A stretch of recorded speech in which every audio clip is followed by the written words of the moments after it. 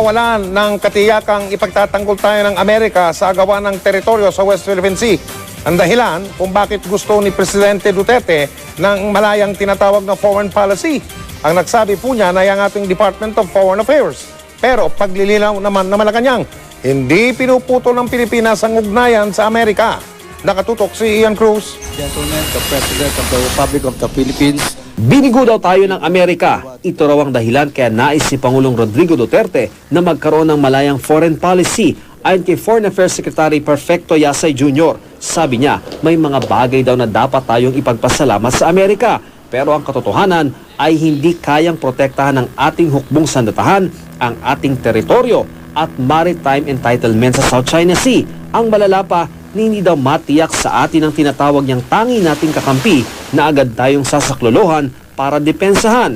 Tumangging ipaliwanag ni Assistant Secretary Charles Jose ang statement ni Yasay ukol sa Amerika, pero nananatili raw matibay ang ugnayan ng Pilipinas at US. As far as the DFA is concerned, our relations with the US remain intact, strong, and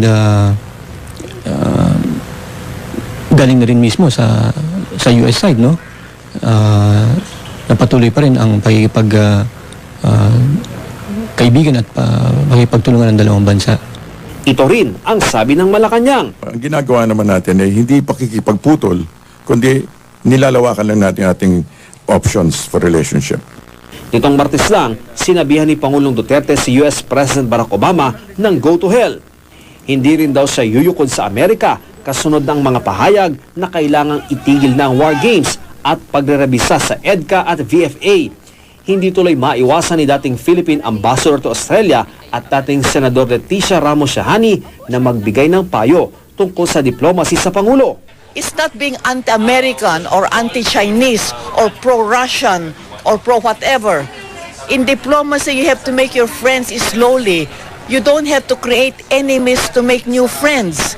And that is the art of diplomacy. So I think our president, if I may have to say so, has to take a beginner's course in diplomacy. Pero sabi ni dating National Security Advisor Jose Almonte, huwag agad husgahan ang mga pahayag ng Pangulo.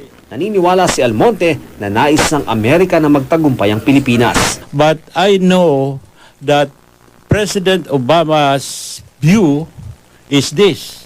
He believes that a strong Philippines, a successful Philippines, will be in the best interest of America. You know, we are part of the so-called first line of defense, and given our situation, we are perceived by the region and the world as the weakest in the chain. So it is in the interest of the allies that we become rich. Ian Cruz, Nakatutok, 24 Oras. Samantala, hindi raw natatakot si Pangulong Duterte sakaling putulin ng Amerika at European Union ang kanilang pagtulong sa ating bansa dahil kaya naman daw ng Pilipinas na tumayo ng mag-isa. Nakatutok live si Joseph Moro. Joseph. Vicky, hinamon itong si Pangulong Duterte ang United Nations, ang European Union at Amerika na kung gusto nila ay putulin na nila yung international aid o yung tulong na ibinibigay sa Pilipinas kung hindi nila kinakaya yung mga kontrobersyal na pahayag na pinibitawan ng Pangulo. Ayon sa Pangulo ay hindi nila naiintindihan yung lawak ng problema ng droga sa Pilipinas at sa sinabi mo ay kaya daw nating tumayo sa ating sarili mga paa. To be received by the provincial director. Wala raw pakialam si Pangulong Duterte kung puputulin ng bansang Amerika at Organisasyong European Union ang kanilang aid o tulong matapos ang kanyang pangi-insulto sa mga ito. Sa harap ng mga pulis ng Police Regional Office 13 dito sa Butuan, sinagot din ng Pangulo ang pangamba ni Vice President Leni Robredo na baka mawalan tayo ng aid kasunod ng mga pagmumura ng Pangulo. Ano daw ba ang gusto natin? Mamili kayo. The crumbs of the favor ng ibang nasyon, mag-asa lang tayo sa assistance nila, or we make a stand that this country has survived, that this country must see to it that the next generation is protected. Sabi ng Pangulo ni hindi raw naiintindihan ni US President Barack Obama ang totoong kalagayan ng bansa dahil sa droga dahil puro pagpatay sa mga drug addict ang naririnig nito. Kung puputulin daw ng US at EU ang tulong nila sa Pilipinas, kaya naman daw nating tumayo sa sarili nating mga paa. Factory na ng drugs Tapos may mga tao po magsabi na, like Obama pontificating, alam ba niya na mismo sa prisuhan, ang Secretary of Justice mismo ang manager? And if you think it is high time for you guys to withdraw your assistance, go ahead. We will not beg for it. We have a problem here trying to preserve our society. And you mess up by human right. Tinatakot pa ninyo kami assistance. Anong paningin ninyo? Anong paningin nyo sa amin? How do you look at us? Mendicants? Na magsige lang, hindi kami sunod-sunod kami. We will survive. Muli rin niyang sinabihan ng mga pulis kung gusto nilang tapusin ang laban kontra droga, dapat ngayon na habang kaya pa niyang protektahan sila. Vicky, mula sa usapang droga, napunta sa usapang pag-ibig dahil kanina bago umalis si Pangulong Duterte dito sa Butuan ay may nag-propose ng isang pulis. Itong si Police Senior Inspector Arvin Humilio. Nalaman daw niya na papunta rito ang Pangulo matapos nga makansela yung trip sana sa Batanes. Kaya nakuha niya na pagkakataon ito na mag-propose sa kanyang girlfriend. Ito yan, si PSI Police Senior Inspector Aniesa Sunshine Kinang na aide-de-camp ni Pangulong Duterte. Nag-yes naman itong si Kinang at ang sabi sa atin itong si PSI Humilio ay magiging ninong nila sa kanilang kasal itong si Pangulong Duterte. Vicky. Wow, sweet naman. Maraming salamat sa iyo, Joseph Morong.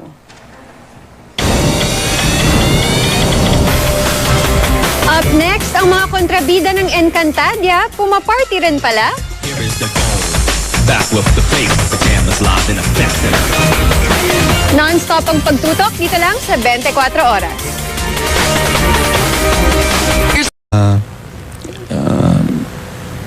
Galing na rin mismo sa US side, no? Napatuloy pa rin ang kaibigan at pakipagtulungan ng dalawang bansa. Ito rin ang sabi ng Malacanang. Ang ginagawa naman natin ay hindi pakikipagputol, kundi nilalawakan lang natin ating options for relationship. Nitong Martes lang, sinabihan ni Pangulong Duterte si US President Barack Obama ng go to hell. Hindi rin daw siya yuyukod sa Amerika kasunod ng mga pahayag na kailangang itigil na ang war games at pagrerebisa sa EDCA at VFA. Hindi tuloy maiwasan ni dating Philippine Ambassador to Australia at dating Senador Leticia Ramos Shahani na magbigay ng payo tungkol sa diplomacy sa Pangulo. It's not being anti-American or anti-Chinese or pro-Russian or pro-whatever. In diplomacy, you have to make your friends slowly. You don't have to create enemies to make new friends. And that is the art of diplomacy. So I think our president, if I may have to say so, has to take a beginner's course in diplomacy. Pero sabi ni dating National Security Advisor Jose Almonte, huwag agad husgahan ang mga pahayag ng Pangulo. Naniniwala si Almonte na nais ng Amerika na magtagumpay ang Pilipinas. But I know that President Obama's view is this. He believes that a strong Philippines, a successful Philippines, will be in the best interest of America. You know, we are part of the so-called first line of defense, and given our situation, we are perceived by the region and the world as the weakest in the chain. So it is in the interest of the allies that we become rich. Ian Cruz, Nakatutok, 24 Oras. Samantala, hindi raw natatakot si Pangulong Duterte sakaling putulin ng Amerika at European Union ang kanilang pagtulong sa ating bansa dahil kaya naman daw ng Pilipinas na tumayo ng mag-isa. Nakatutok live si Joseph Moro. Joseph.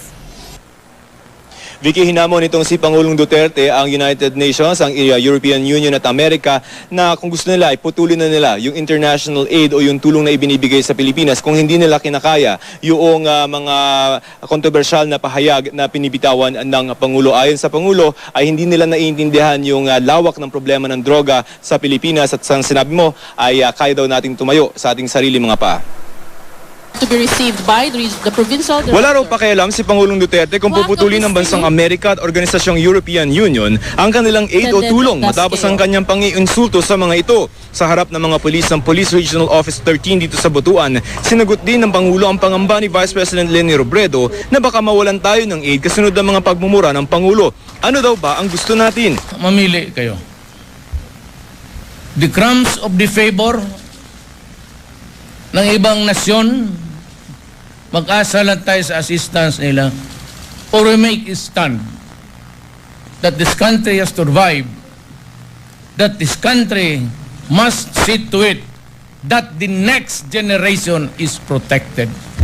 Sabi ng Pangulo ni hindi raw naiintindihan ni US President Barack Obama ang totoong kalagayan ng bansa dahil sa droga dahil puro pagpatay sa mga drug addict ang naririnig nito. Kung puputulin daw ng US at EU ang tulong nila sa Pilipinas, kaya naman daw nating tumayo sa sarili nating mga paa. Factory na ng drugs, tapos may mga tao po magsabi na like Obama pontificating, alam ba niya na mismo sa prisuhan ang Secretary of Justice mismo ang manager? And if you think it is high time for you guys to withdraw your assistance, go ahead. We will not beg for it. We have a problem here trying to preserve our society. And you mess up by human right. Tinatakot pa ninyo kami yung assistance. Anong paningin ninyo? Anong paningin nyo sa amin? How do you look at us? Mendicants? Na magsige lang, hindi kami sunod-sunod kami. We will survive. Muli rin niyang sinabihan ng mga pulis kung gusto nilang tapusin ang laban kontra droga, dapat ngayon na habang kaya pa niyang protektahan sila. Vicky, mula sa usapang droga, napunta sa usapang pag-ibig dahil kanina bago umalis si Pangulong Duterte dito sa Butuan ay may nag-propose ng isang pulis. Itong si Pulis Walan ng katiyakang ipagtatanggol tayo ng Amerika sa agawan ng teritoryo sa West Philippine Sea.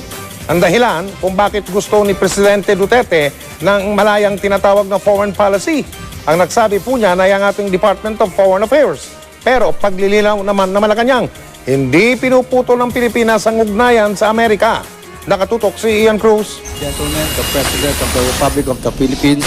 Binigo daw tayo ng Amerika. Ito raw ang dahilan kaya nais si Pangulong Rodrigo Duterte na magkaroon ng malayang foreign policy. Ayon kay Foreign Affairs Secretary Perfecto Yasay Jr., sabi niya may mga bagay daw na dapat tayong ipagpasalamat sa Amerika. Pero ang katotohanan ay hindi kayang protektahan ng ating hukbong sandatahan ang ating teritoryo at maritime entitlement sa South China Sea. Ang malala pa, hindi daw matiyak sa atin ang tinatawag niyang tangi nating kakampi na agad tayong sasaklolohan para depensahan. Tumangging ipaliwanag ni Assistant Secretary Charles Jose ang statement ni Yasay ukol sa Amerika, pero nananatili raw matibay ang ugnayan ng Pilipinas at US. As far as the DFA is concerned, our relations with the US remain intact, strong, and